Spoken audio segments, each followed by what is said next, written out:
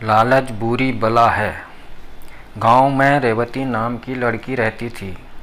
गोरा रंग, माथे पे लाल बिंदिया व हाथों में चांदी की चूड़ियाँ। खनकाती रेवती सबको प्रिय थी। बिहुतली रंगमंच पर उसका नृत्य देखकर लोग दांतों तले उंगली दबा लेते। एक दिन उसके पिता के पास आलोक कुमार आया। वह उसी गांव में रहता था। उसने रेवती के पिता से कहा, मैं आपकी लड़की से विवाह करना चाहता हूँ। आलोक के पास धन दौलत की कमी न थी। रेवती के पिता ने तुरंत हामी भर दी। सुभाग धान यानी मंगल धान कूटा जाने लगा। रेवती आलोक की पत्नी बन गई। कुछ समय तो सुखपूर्वक बीता, किंतु धीरे धीरे आलोक को व्यवसाय में घाटा होने लगा। देखते ही देखते आलोक के घर में गरीबी छा गई। रेवती को भी रोजी रोटी की तलाश में घर से बाहर निकलना पड़ता था। इस बीच उसने 5 बेटों को जन्म दिया। एक दिन पेड़ के नीचे दबने से आलोक की आंखें जाती रही। रेवती को 5 बेटों से बहुत उम्मीद थी। वह दिन रात मेहनत मजदूरी करती, गांव वालों के धान कूटती ताकि उसका पेट भर सके। रेवती भगवान से प्रार्थना करती कि उसके बेटे योग्य बने, किंतु 5 बेटे बहुत अधिक आलसी थे। उन्हें केवल अपना पेट भरना आता था। माता पिता के कष्टों से उनका कोई लेना देना नहीं था। रेवती ने मंदिर में ईश्वर से प्रार्थना की कि उसे एक मेहनती व समझदार पुत्र पैदा हो, परंतु उसने बालक की जगह एक सांप को जन्म दिया। जन्म लेते ही सांप जंगल में चला गया। रेवती अपनी फूटी किस्मत पर रोती रही। रेवती के 5 बेटे उसे ताना देते, तुम माँ हो या नागिन, एक सांप को जन्म दिया। आलोक के समझाने पर भी लड़कों के स्वभाव में कोई अंतर नहीं आया। कोई कोई दिन ऐसा भी आता जब घर में खाने को कुछ न होता। 5 बेटे तो मांग मूंग कर खा आते।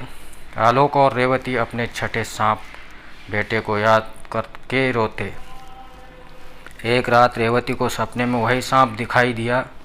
उसने कहा, माँ मेरी पूँछ सोने की है, मैं रोज़ घर आऊँगा, तुम मेरी पूँछ से 1 इंच हिस्सा काट लिया करना। सोने को बेचकर घर का खर्च आराम से चलेगा। रेवती ने मुंह पर हाथ रखकर कहा, ना बेटा, अगर मैं तुम्हारी पूँछ काटूंगी तो तुम्हें पीड़ा होगी। नहीं माँ, मुझे कोई दर्द नहीं होगा। सांप ने आश्वासन दिया और लौट गया। वही सपना रेवती को 7 रातों तक आता रहा। 8वें दिन सचमुच सांप आ पहुंचा। रेवती ने कमरा भीतर से बंद कर लिया। डरते डरते उसने चाकू से पूंछ पर वार किया। सचमुच उसके हाथ में सोने का टुकड़ा आ गया। सांप की पूंछ पर कोई घाव भी नहीं हुआ।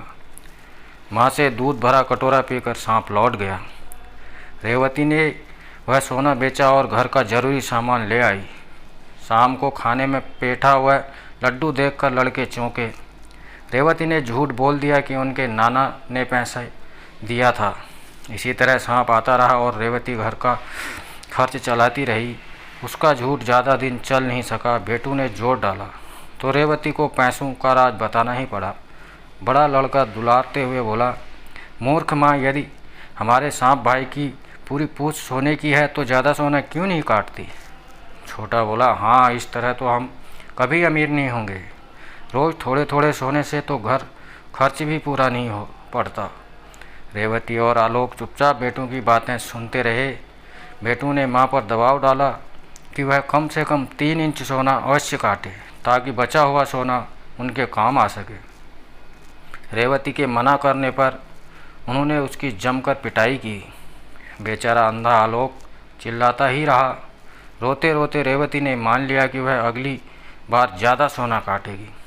अगले दिन सांप बेटे ने दरवाजे पर हमेशा की तरह आवाज़ लगाई, दरवाज़ा खोलो, मैं आया हूँ, तुम्हारे लिए सोना हूँ लाया, क्या तुमने खाना भरपेट खाया। सदा की तरह रेवती ने भीतर से ही उत्तर दिया, मेरा बेटा जग से न्यारा, माँ के दुख समझने वाला, क्या हुआ, घर इसका है रंग काला। सांप भीतर आया तो रेवती ने उसे 1 कटोरा दूध पिलाया। बेटों की मार से उसका अंग अंग दुख रहा था। उसने नज़र दौड़ाई।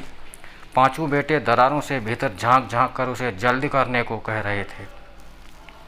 रेवती ने चाकू लिया और पूंछ का 3 इंच लंबा टुकड़ा काट दिया। अचानक चाकू लगते ही पूंछ से खून की धार बह निकली।